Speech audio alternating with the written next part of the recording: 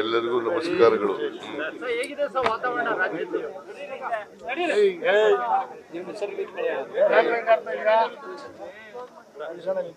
ವಾತಾವರಣ ಚೆನ್ನಾಗಿದೆ. ಈ ಸಾರಿ ಕರ್ನಾಟಕದಲ್ಲಾಗ್ಲಿ ಅಥವಾ ದೇಶದಲ್ಲಾಗ್ಲಿ ಮೋದಿ ಅಲೆ ಇಲ್ಲ. ಯಾಕಂದ್ರೆ ಬಿಜೆಪಿ ಕ್ಯಾಂಡಿಡೇಟ್ಗಳು ಮೋದಿ ಹೆಸರಿನಲ್ಲಿ ಓಟ್ ಕೇಳ್ತಾ ಇದ್ದಾರೆ. ಮೋದಿಯವರ ಮೇಲೆ ಅವಲಂಬನೆಯಾಗಿದ್ದಾರೆ. There is a strong anti incumbency against Modi government.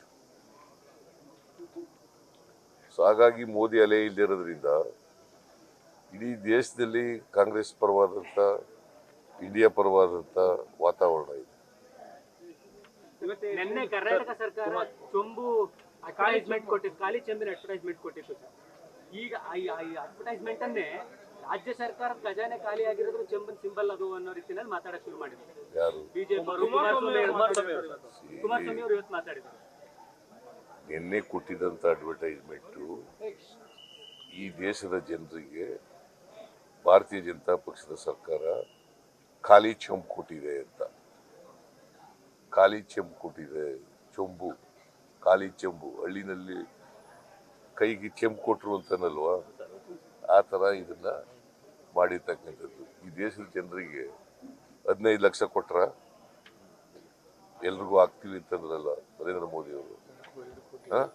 100 ದಿನದಲ್ಲಿ 15 ಲಕ್ಷ ರೂಪಾಯಿ ವಿದೇಶದಿಂದ ಕಪ್ಪು ಹಣ ತಗೊಂಡು ಆಗ್ತೀವಿ ಮಾಡಿದ್ರ, 2 ಕೋಟಿ ಉದ್ಯೋಗ ಸೃಷ್ಟಿ ಮಾಡಿದ್ರ, ರೈತರ ಆದಾಯ ಡಬಲ್ ಮಾಡಿದ್ರ, ಒಳ್ಳೆ ದಿನಗಳು ಬಂದುವ, ಅಚ್ಚೇ ದಿನ ಈಗ ಅಂತಂದ್ರು ಬಂತ.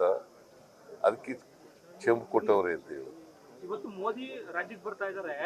11 ತಿಂಗಳಲ್ಲಿ ನಾವು ಬೊಕ್ಕಸ ಖಾಲಿ ಮಾಡಿದೀವಿ, ನಮ್ಗೆ ಏನಾದ್ರೂ ಕೊಡಿ ಭಿಕ್ಷೆನ ಅನ್ನೋ ಲೆಕ್ಕಾಚಾರದಲ್ಲಿ ಅಡ್ವರ್ಟೈಸ್ ಕೊಟ್ಟಿದ್ದಾರೆ ಅಂತ ಆ ಪದನೇ ಬಳಸಿದ್ದಾರೆ ಅವರು. ನೋಡಪ್ಪ, ಮೋದಿ ಕೊಟ್ಟಿರ್ತಕ್ಕಂಥ ಆಶ್ವಾಸನೆಗಳು ಅವೆಲ್ಲವೂ ಕೂಡ ಒಂದನ್ನು ಕೂಡ ಫುಲ್ಫಿಲ್ ಮಾಡಿಲ್ಲ, ಈಡೇರಿಸಿಲ್ಲ. ಅದಕ್ಕೋಸ್ಕರವಾಗಿ ಮೋದಿ ಈ ದೇಶದ ಜನರಿಗೆ, ಬಡವರಿಗೆ ಚೊಂಬು ಕೊಟ್ಟಿದ್ದಾರೆ, ಖಾಲಿ ಚೊಂಬು ಕೊಟ್ಟಿದ್ದಾರೆ ಅಂತಕ್ಕಂಥ ಅದನ್ನ ಜನರಿಗೆ ತಿಳಿಸ್ಲಿಕ್ಕೋಸ್ಕರವಾಗಿ ಈ ಅಡ್ವರ್ಟೈಸ್ಮೆಂಟ್ ಕೊಟ್ಟಿರ್ತಕ್ಕಂಥ.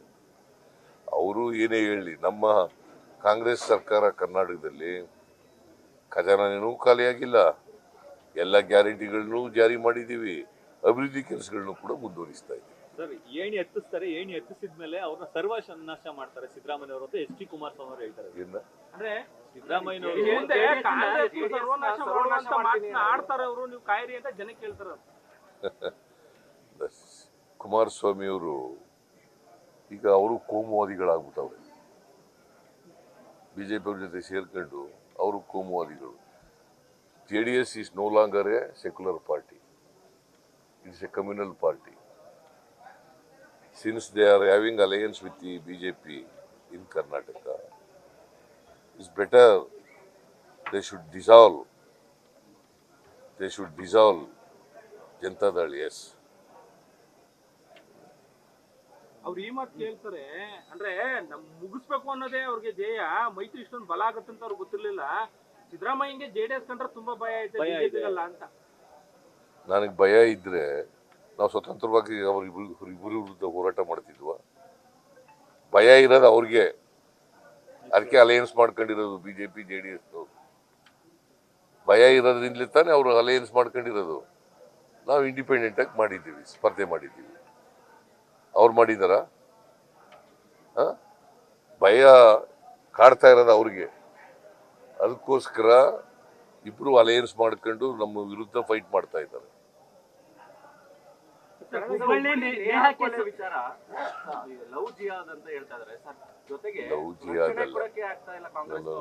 ಲವ್ ಜಿಹಾದ್ ಎಲ್ಲ ನಾನು ನೇಹಾ ಮರ್ಡರ್ ಅನ್ನ ತೀವ್ರವಾಗಿ ಖಂಡಿಸ್ತೀನಿ. ಮತ್ತೆ ಕೂಡಲೇ ಅವನ್ನ ಅರೆಸ್ಟ್ ಮಾಡಿದ್ದೀವಿ.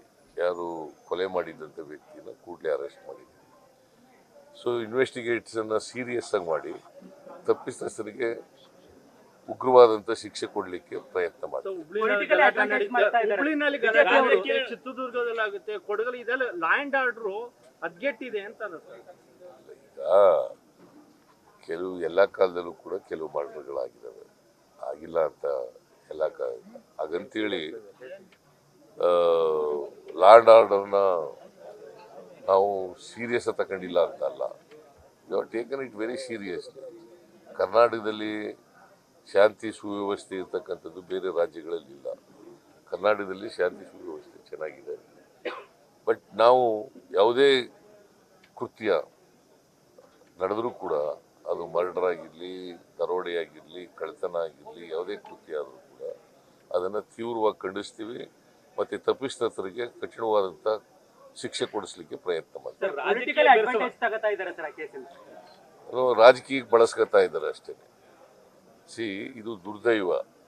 ಒಂದು ರಾಜಕೀಯ ಪೊಲಿಟಿಕಲ್ ಪಾರ್ಟಿ ರಾಜಕೀಯಕ್ಕೆ ಒಬ್ಬರ ಸಾವನ್ನು ಬಳಸ್ಕೊಳ್ತಕ್ಕಂಥದ್ದು ಇದೆಯಲ್ಲ, ಅದು ಖಂಡನೀಯವಾದದ್ದು. ಇವತ್ತು ರಾಜ್ಯಾದ್ಯಂತ ಪ್ರತಿಭಟನೆ ಮಾಡ್ತಿದ್ದಾರೆ. ಅಲ್ಲ, ಮಾಡಲಿ. ಅದಕ್ಕೆ ನಾನು ಹೇಳಿದ್ದು ರಾಜಕೀಯವಾಗಿ ಬಳಸ್ಕೊಳಕ್ ಹೋಗ್ಬಾರ್ದು. ಇಂಪ್ಯಾಕ್ಟ್ ಆಗುತ್ತಾ ಇಂಪ್ಯಾಕ್ಟ್ ಆಗುತ್ತಾ ಜನದ ಮೇಲೆ ಈ ತರ ಎಲ್ಲ ಮಾಡಿದಾಗ ಇಂಪ್ಯಾಕ್ಟ್ ಆಗುತ್ತಾ ಅಂತ? ಇಲ್ಲ, ಏನು